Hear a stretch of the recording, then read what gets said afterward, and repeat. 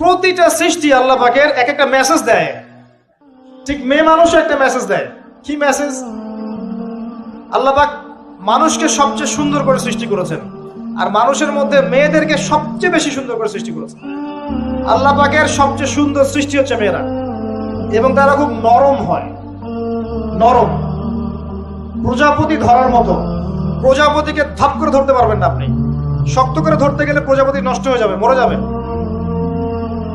প্রজাপতিকে কোমল ভাবে ধরতে হবে। ঠিক মেয়েদের সামনেও আপনার কোমল থাকতে হবে। বেশি হার্ড হতে যাবেন, শেষ। আমি আপনার গার্লফ্রেন্ডের সামনে কোমল হতে বলি নাই, আপনার ওয়াইফের সামনে হতে বলেছি।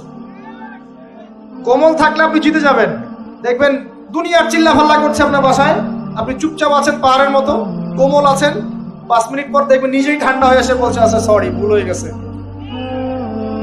আর যদি আপনি চিল্লা ফাল্লার কাউন্টার দিতে যান, তাহলে দেখবেন সুটকেস গোছানো শেষ, বাবার বাড়ি চলে গেছে। ডিল করা খুব ডিফিকাল্ট। এখানে আপনাকে খুবই সবরের পরিচয় দিতে হবে। আল্লাহ পাক বোঝার তৌফিক দান। আর আমরা মা বোনদেরকে রিকোয়েস্ট করব, 4টা মূলনীতি মেনে কাপড় চোপড় পরবেন। আপনার কাপড়টা এমন হবে না যেই কাপড়টা পরলেও অঙ্গ প্রত্যঙ্গ দেখা যায়, বোঝা যায়, এমন হবে না।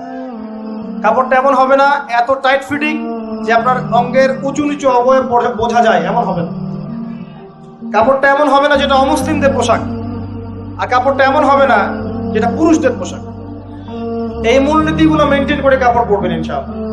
এছাড়াও মেয়েদের কথায় পর্দা আছে, চলনে পর্দা আছে, ওঠা বসায় পর্দা আছে। নামাজ পড়ার সময় তাদেরকে কিছুটা শালীনভাবে নামাজ পড়তে হয়। তাদের চোখের দৃষ্টির মধ্যে পর্দা আছে। এগুলো কে শিখাবে এখনকার মেয়েদেরকে?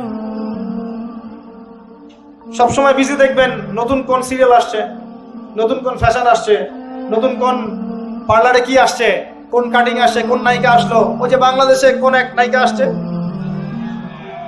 তাই নিয়ে মিডিয়াতে এমন তোলপাড়, মনে কি নাকি একটা অবস্থা। আল্লাহর কাছে তোমার কি মূল্য আছে? হে, আল্লাহর কাছে তোমাদের কি মূল্য আছে? তোমরা কি 5 ওয়াক্ত নামাজ পড়ো? তোমরা কি পর্দা করো? তোমাদের মধ্যে হায়াবোধ কিছু আছে? তোমরা মানুষকে ভালো কিছু শেখাও, সমাজকে ভালো কিছু দাও, শালীন কিছু দাও। আল্লাহর কাছে তোমাদের কি মূল্য আছে?